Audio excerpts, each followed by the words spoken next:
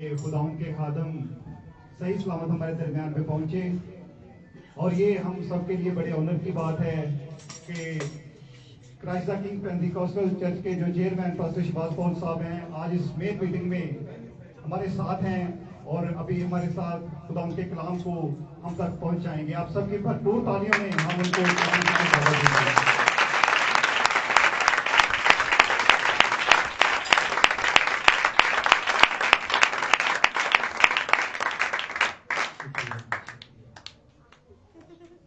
खुदावंद यीशु मसीह के जलाली और कुद्दूस नाम में आज इस नए साल की रात की इबादत में आप सबों को मेरी तरफ से बहुत बहुत सलाम।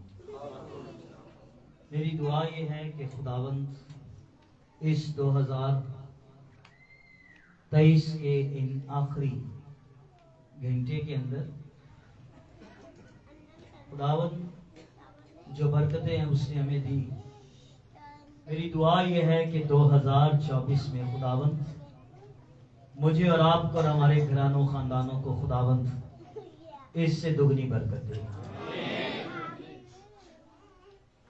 दुआ यह है कि खुदावंद आने वाला साल जो 2024 का साल होगा, रूहानी तौर पर, जिस्मानी तौर पर और कलीसियाई तौर पर हम सब की बढ़ोतरी का साल हो। आइए खुदा के कलाम की तरफ पढ़ेंगे। मुकद्दस लूका की मार्फत लिखी गई इंजील, बाब उसका 13वां है। इस किताब को कहा जाता है प्रस्तिश और सिताइश की किताब। इस किताब के अंदर आपको जकरिया का गीत मिलेगा, आपको इलिशबा का गीत मिलेगा, आपको मरियम का गीत मिलेगा और इस किताब के अंदर आपको फरिश्तों का भी गीत मिलेगा। लूका जहां जहां खुदावंद यीशु मसीह ने खिदमत की, वहां गया, जाकर तहकीकात की और फिर इसने 2 किताबें लिखी। एक किताब इसने लिखी है रसूलों के अमाल की किताब, और एक किताब इसने लिखी है लूका की इंजील। सो आइए हम इसके 13वें बाब में आयत नंबर 6 में हम चलेंगे। फिर उसने ये तमसील कही कि किसी ने अपने पाकिस्तान में एक इंजीर का दरख्त लगाया था। वो उसमें फल ढूंढने आया और उसने उस इंजीर के दरख्त के अंदर फल ना पाया। मेरे बाप का जलाल इसी से जाहिर होता है कि तुम बहुत सारा फल लाओ, फल भी लाओ और तुम्हारा फल क्या रहे? कायम रहे। याद रखिए, हमेशा कभी किसी शख्स ने हरे भरे दरख्त को पत्थर नहीं मारा। लोगों ने हमेशा उस दरख्त को पत्थर मारा है जिस दरख्त पर फल लगा होता है, और जिस दरख्त पर फल लगा होता है लोग उसको पत्थर मारते हैं। और ये भी पुराने लोग बैठे हैं, जब कोई दरख्त की छांटी और तराशी की जाती है तो इसका सबब ये नहीं होता कि उस दरख्त को खत्म कर दिया जाए। छांटी और तराशी करने का मकसद ये होता है कि ये अगले साल उससे भी ज्यादा क्या लाए। और अगर मेरी और आपकी जिंदगी में फल नहीं ना, तो शायद हमारी जिंदगियां उस दरख्त की तरह है जो हरा भरा हो। लेकिन अगर आप चाहते हैं कि आपकी जिंदगी से खुदा का जलाल जाहिर हो, तो याद रखिए मेरी और आपकी जिंदगी के अंदर फल का होना जरूरी है। मरकस 11:22 में लिखा है, यीशु एक अंजीर के दरख्त के पास गया और उसने उस दरख्त में से फल तोड़ना चाहा, लेकिन उस दरख्त के अंदर कोई फल लगा ही ना। वहां ये लिखा है इसलिए कि फल का मौसम है। सवाल यहां कई तरह के हैं। फल का मौसम नहीं है, यीशु फिर भी फल तोड़ रहा है, जबकि पता है कि फल का मौसम नहीं है। पर इसकी तशरीह ये बनती है कि ईमानदार की जिंदगी के अंदर 12 महीने और पूरा साल फल लगे रहने चाहिए।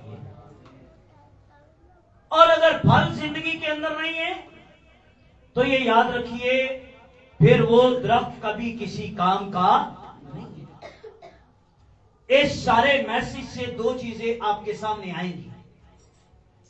पहले नंबर पर यह है, मालिक आया है, उसने देखा कि दरख्त में फल नहीं, और यहां बताया गया कितने सालों से वो आ रहा है। कह रहा है कि 3 सालों से। इस पर उसने बागबान से कहा, देख मैं 3 बरस से इस इंजीर के दरख्त में फल ढूंढने आता हूं और नहीं आता। क्या दिया उसने भाई? इसे काट डाल, ये जमीन को भी क्यों रोके रहे। बाइबल मुकद्दस के दौर कितने हैं? बाइबल मुकद्दस के 3 दौर हैं। फिर सुनिए, बाइबल मुकद्दस के 3 दौर हैं। एक शरीयत से पहले का दौर है। मर्देनू किस तरह रास्तबाज ठहरा था, वो शरीयत से पहले का था। इब्राहिम किस तरह रास्तबाज ठहरा, वो भी शरीयत से पहले का। तो शरीयत कब आई है? शरीयत उस वक्त आई है जब कौन आया है? मूसा आया है। तो इसका मतलब यह है एक शरीयत से पहले का दौर है, फिर शरीयत का दौर है, और शरीयत के बाद तीसरा दौर कौन सा है? फजल का दौर है। वो शरीयत से पहले दौर में भी आया है, फिर वो शरीयत के दौर के अंदर भी वो आया हुआ है। पर ये लग रहा है ये तीसरा दौर जिसके अंदर मैं और आप चल रहे हैं, ये फजल का दौर है। यूहन्ना बपतिस्मा देने वाला कहता है दरख्तों की जड़ों पर कुल्हाड़ा रखा हुआ है, बस जो दरख्त अच्छा फल नहीं लाता वो उसे क्या करेगा? उस दरख्त को काट डालेगा। पर जो चीज यहां पर सामने आ रही है वो ये आ रही है कि कोई है जो मालिक के आगे खड़ा हो गया है, कोई है जो मालिक को कह रहा है। देखिए, जिस तरह कई बाइबल में खिदमात हैं या कई तरह की नेमतें हैं, मौजज़ात की नेमत, शिफा की नेमत, अलमियत का कलाम, नबूवत, इन सारी नेमतों के साथ साथ बाइबल मुकद्दस की एक और भी बहुत बड़ी नेमत है, और उस नेमत को कहा जाता है शिफायत की नेमत। यानी कोई ना कोई तो हो जो रखने के अंदर खड़ा होने वाला हो। भाई कोई ना कोई तो हो जो शिफायत करने वाला हो। वो कह रहा है कि इस दरख्त को काट डाला जाए, लेकिन फौरन से कोई बागबान आया है और वो मालिक की मिन्नत कर रहा है और कह ये रहा है मालिक से, इस साल तू इसे रहने दे, 1 साल इसे और दे दे, मैं इसके गेट थाला खोदूंगा, खाद डालूंगा, मेहनत करूंगा, इस साल तू इसे और रहने दे। अगर बाइबल की तालीम पर गौर की जाए तो हर जमाना में कोई ना कोई खुदा और इंसान के बीच में शिफायत करने वाला खड़ा होता रहा है। खुदा ने कहा मैं सदूम और उमरा को तबाह बर्बाद कर दूंगा, इसलिए कि इनकी बदी का शोर कहां तक? आसमान तक मेरे कानों तक पहुंचा है, मैं इसको सदूम और अमूरा को तबाह बर्बाद कर दूंगा। पर वो ये कहने लगा कि ये भेद क्यों मैं अपने बंदा इब्राहिम से पोशीदा रखूं? वो कहने लगा इब्राहिम, भाई सारे सदूम और अमूरा का तबाह बर्बाद कर दिया जाएगा। लेकिन एकदम से इब्राहिम खुदावंद के आगे शिफायत करने के लिए क्या हुआ है? तैयार हो गया है। खुदावंद अगर वहां पर 50 रास्तबाज बंदे मिले तो क्या तू सदूम और अमूरा को उन 50 रास्तबाजों की खातिर छोड़ना देगा? खुदा ने कहा, अच्छा इब्राहिम, चल तेरे कहने से मैंने ऐसा कर दूंगा। फिर सोचने लगा, नहीं खुदावंद, थोड़ी सी तादाद कम हो जाए। कहने लगा, अगरचे कि मैं राख और खाक और राख हूं, लेकिन तो भी मैंने खुदावंद से बात करने की जुर्रत की है, तो सदूम और अमूरा के लिए शिफायत कर रहा है। ऐसे लगता है काश अगर इब्राहिम इस गिनती से और भी नीचे चला जाता तो खुदा उसकी शिफायत से सदूम और अमूरा को क्या कर देता? माफ कर देता, ये छोड़ देता। लेकिन वो दरमियानी बना है, शिफायत करने वाला बना है। भाई याद आइए मूसा की तरफ, जो जबरदस्त इस्राइल का लीडर है और जबरदस्त इस्राइल का रहनुमा है।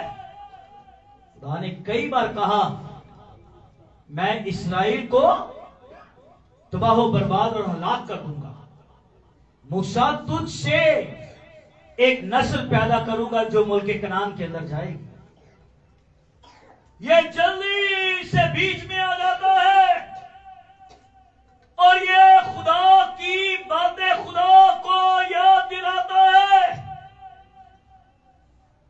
कहने लगा, तूने हमारे इब्राहिम, अबाजदाद इब्राहिम, इसहाक, याकूब से वादे किए हैं, अगर तू इनको हलाक करे तो मिस्री कहेंगे कि इनका खुदा इनको मुल्क कनान में पहुंचा। एक दफा तो मूसा ने कह दिया खुदावंद से, ठीक है, इनको तू अगर हलाक करेगा ना तो मेरा नाम अपनी किताबे हयात से काट डाल। वो कहने लगा, मूसा, तेरे कहने से मैंने सारी कौम बनी इस्राइल को माफ किया है। इस्राइल और खुदा दोनों के बीच में मूसा शिफायत करने वाला है। यहां पर भी क्या है?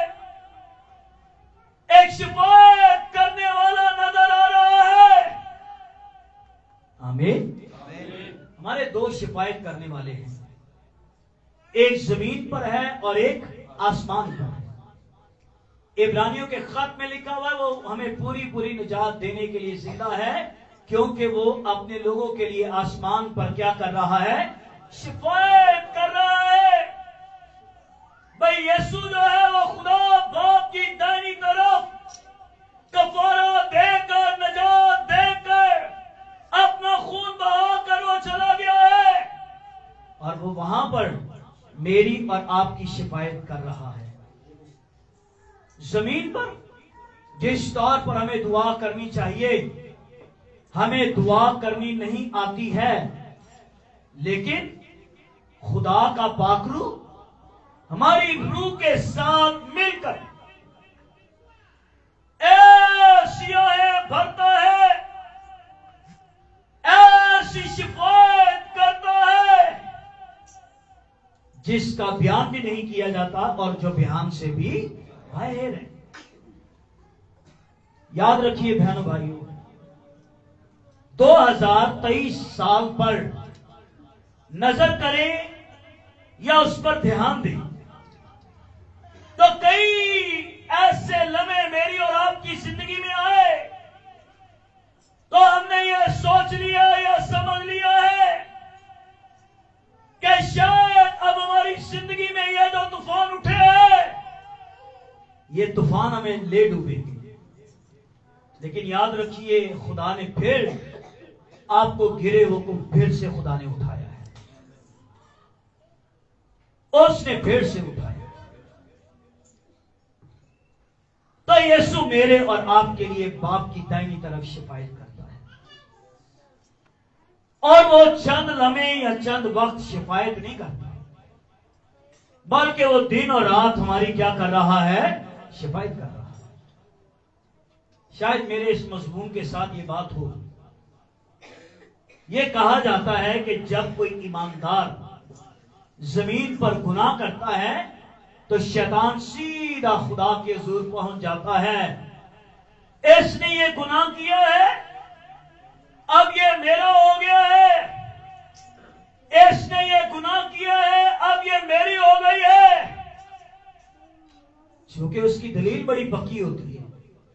लेकिन खुदा बाप की दाहिनी तरफ खुदावंद यीशु मसीह मेरे और आपके लिए शिफायत कर रहे होते हैं कि अगर इसने गुनाह किया है तो मैंने सलीब पर इसके लिए खून बहाया है। वो कह रहे हैं कि मैंने इसके लिए सलीब पर खून बहाया है। अगर बाइबल पर इसी गिफ्ट की तरफ तवज्जो की जाए ना, तो ये बाइबल के मुताबिक या बाइबल की स्पिरिट के मुताबिक शिफायत करने वाला कोई छोटा नहीं होता, कोई बहुत बड़ा होता है।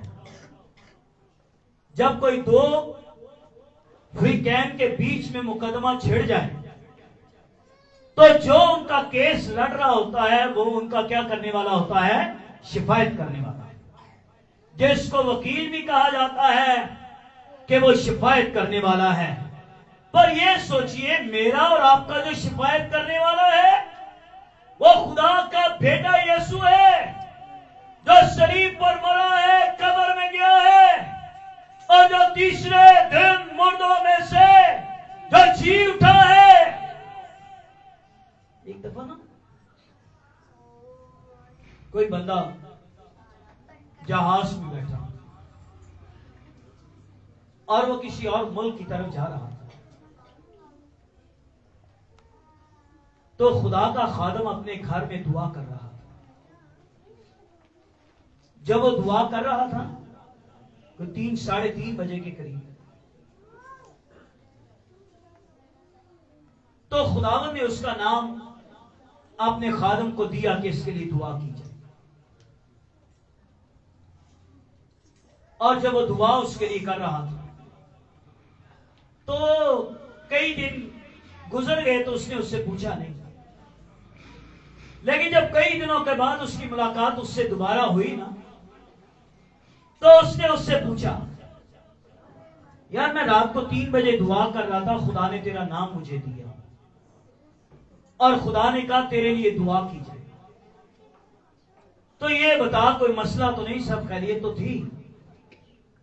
कहने लगा, सर ये जिस दिन की बात आप कर रहे हैं ना, मैं जहाज में बैठा और कुछ वक्त के बाद जहाज ने लैंडिंग करनी थी। एकदम से मेरी तबीयत खराब होना शुरू हो गई।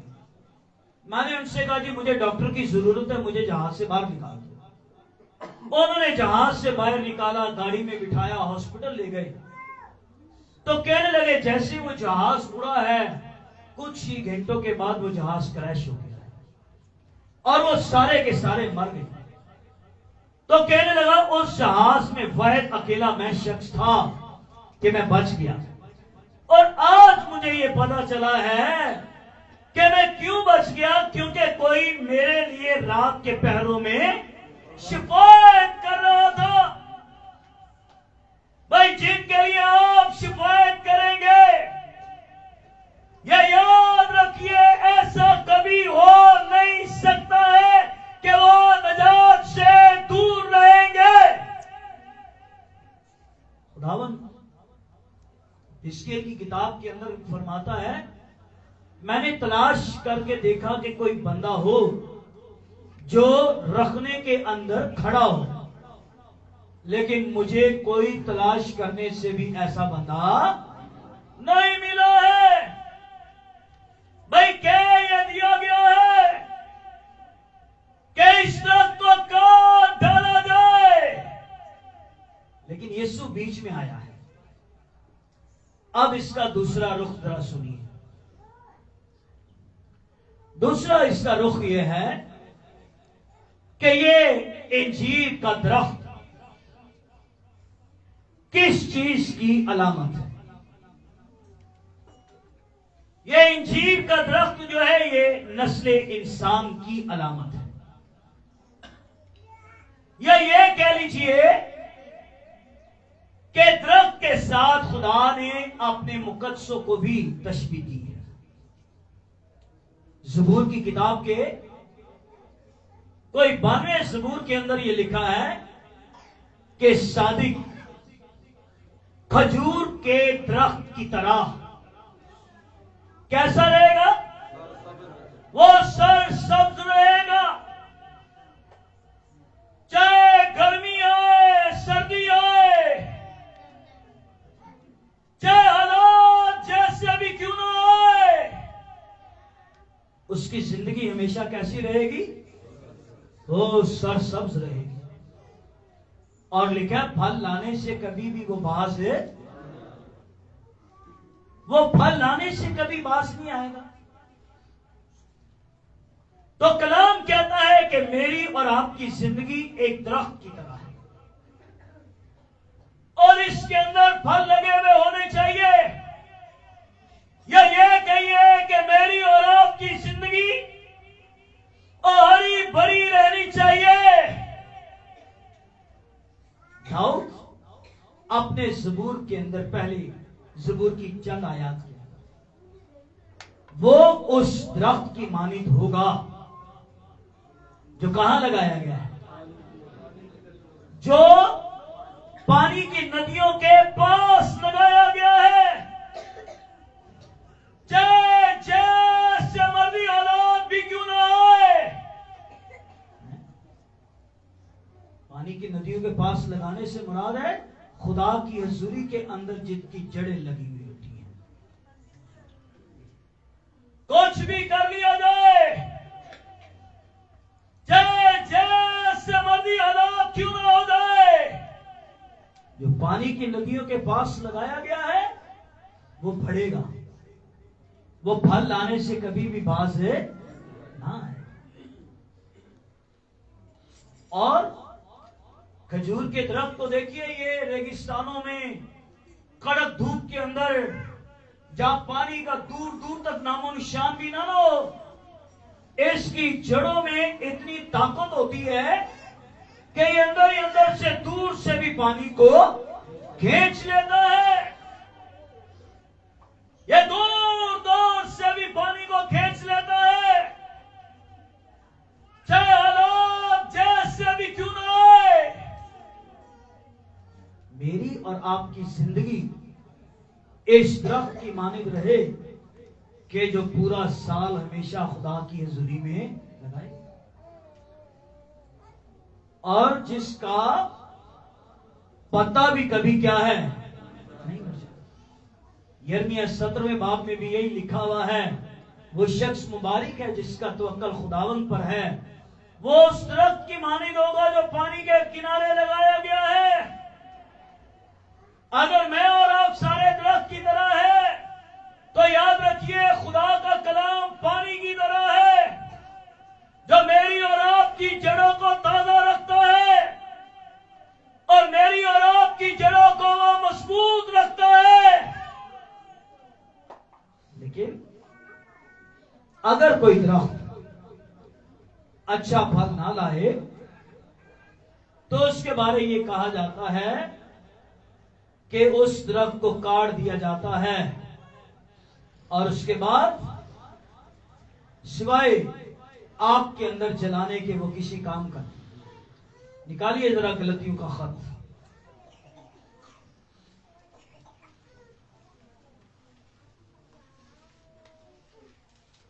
पांचवें इसका बाब है।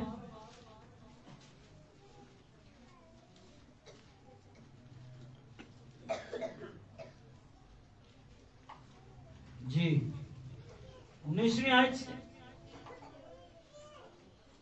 अब जिस्म के काम तो जाहिर है, हरामकारी, नापाकी, शहवत परस्ती, बुत परस्ती, जादूगिरी, अदावते, झगड़ा, हसद, तफरके, जुदाइयां, बिदते, बुग़्ज़, नशाबाजी, नाच रंग और इनकी माने तो मैं पहले से जिताए देता हूं, जैसा पेशतर जिता चुका हूं कि ऐसे काम करने वाले खुदा की बादशाही के वारिस से एक लिस्ट ये है जिनमें जिस्म के काम बताए गए। उनमें नापाकी है, हरामकारी है, बुत परस्ती है, जादूगिरी है, बिदते हैं, बुग़्ज़ है। और कलाम कह रहा है कि ये सारे काम करने वाले कभी भी खुदा की बादशाही के वारिस से। एक और आयत निकालिए, उसको भी खोले रखिए, पहला कुरिन्थियों 6 बाब, उसकी नाम ही आयत।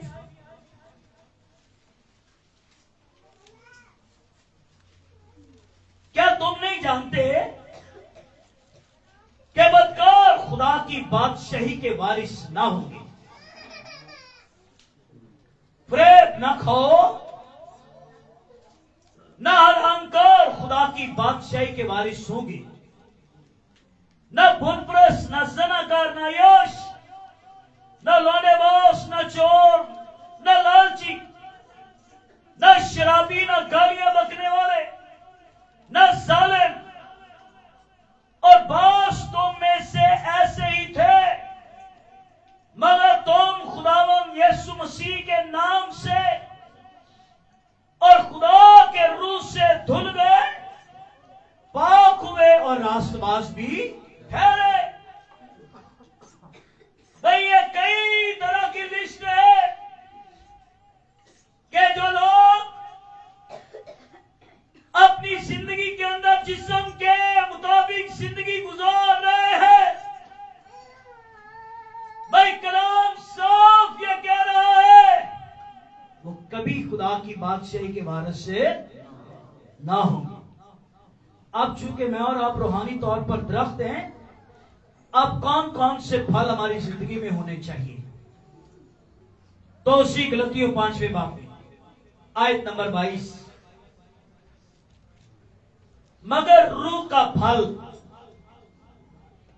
क्या है? सबसे पहला फल मोहब्बत। खुदा ने दुनिया से भी ऐसी मोहब्बत रखी कि उसने अपना इकलौता बेटा। मोहब्बत दो तरह की है, एक है फिलडेल्फिया मोहब्बत। फिलडेल्फिया मोहब्बत है ब्रादराना मोहब्बत। कोई करे तो उससे करो, कोई ना करे तो उससे ना करो। और एक मोहब्बत है अगापे। तो याद रखिए, खुदा ने दुनिया से कोई फिलडेल्फिया मोहब्बत नहीं रखी है। कोई करे तो वो भी करता है। भाई अगापे मोहब्बत यह है कि कोई करे या ना करे, पर कलाम ये कहता है दुनिया से खुदा ने मोहब्बत रखी है। और अगर आप खतूत पढ़े ना, तो यूहन्ना अपने खतूत में क्या लिखता है? खुदा क्या है? खुदा क्या है? मोहब्बत। और इससे बढ़कर शायद किसी और जगह पर आपको इतनी तालीम ना मिले जो पौलुस ने पहला कुरिन्थियों 13 बाब में कही है। वो लिखता है, अगर मैं मोहब्बत ना रखूं तो मैं ठनठनाता पीतल और झनझनाती। शायद ये बात आपके सीखने के लिए है। हम दुनिया को कभी का जीत लेते हैं, हम अपने करीबी साथियों को, इलाके को कब का जीत ले। अगर कलीसिया ने गैर निजात याफ्ता लोगों की तरफ मोहब्बत का हाथ बढ़ाया होता, पर ऐसा लगता है आप 4 दिन किसी के पास खड़े हो जाए, जो बंदा खुदा की जुनी से दूर रहता है, लोग कहेंगे लोग इधर की काम में देना देते। और ये इतराज खुदावंद यीशु मसीह पर उठाया गया और शागिर्दों पर। शागिर्दों से कहा कि तुम्हारा उस्ताद महसूल लेने वालों के साथ है, खाता है, पीता है, बैठता है, उठता है, जाता है।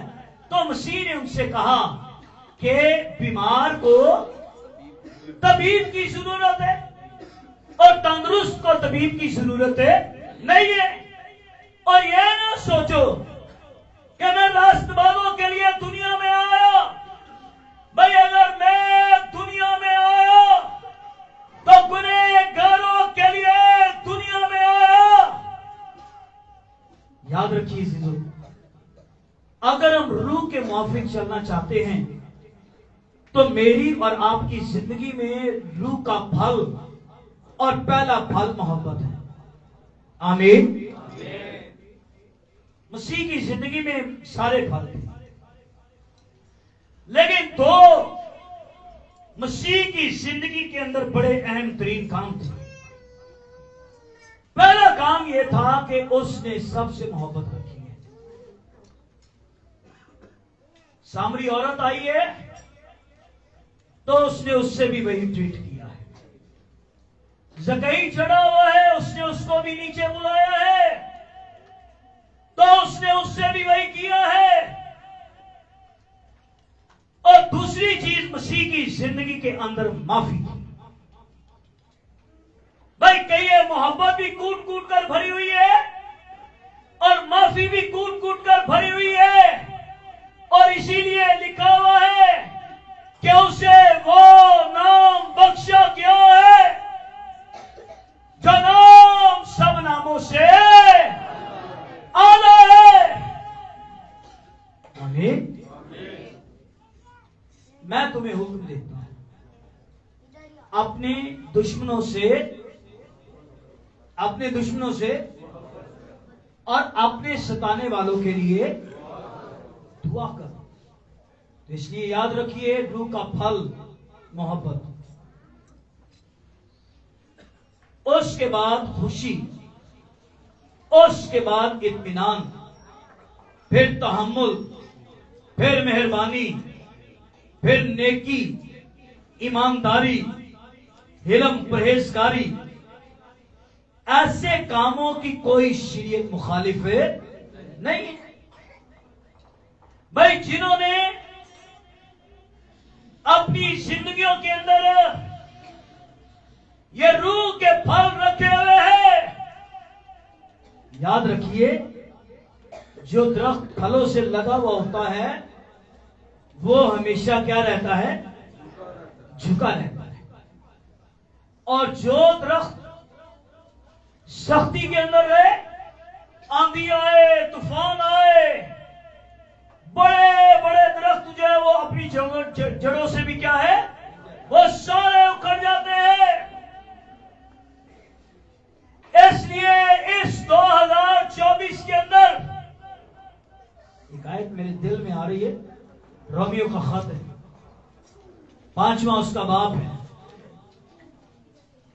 रोमियो का खत उसका 5वां बाब, 8वीं आयत। रोमियो 5:8।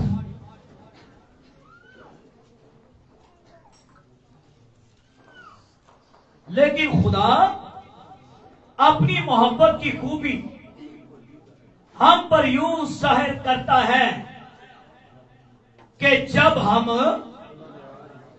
गुनहगार ही थे, यह पहले की बात है, यह पहले की बात है। उसकी मोहब्बत देखिए,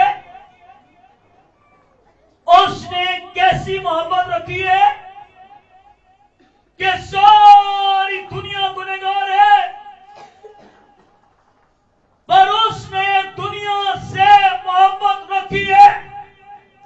खुदा किसी अच्छे बंदे के लिए कोई अपनी जान दे सकता है, कोई नुकसान कर सकता है, लेकिन जो हो ही शरीर, जो हो ही गुनहगार, उसके लिए कौन अपनी जान दे सकता है? ये काम मेरे और आपके यीशु ने करके दिखाया है। और उसकी मोहब्बत की खूबी यह है कि वो गुनहगारों के लिए, किसी ने कहा ना, किसी बच्चे से, बच्चे दोनों आपस में बातचीत कर रहे थे, उसने कहा खुदावंद यीशु कितनी मोहब्बत करता है। वो बच्चा जितने ज्यादा हाथ फैला सकता था, साथ वाले वो कह रहे इतनी मोहब्बत वो करता है।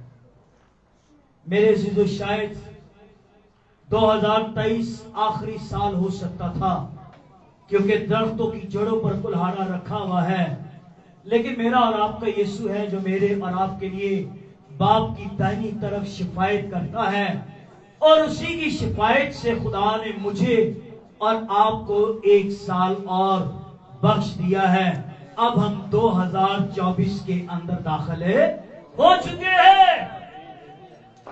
पर ये सोचिए जो पीछे रह गया है, ये सोचिए जो कुछ भी पीछे रह गया है, मैं वो सारी चीजों को भूल कर, भाई कलाम कहता है कमाल की तरफ दौड़े हुए जाता हूं, मैं कमाल की तरफ भागे हुए जाता हूं।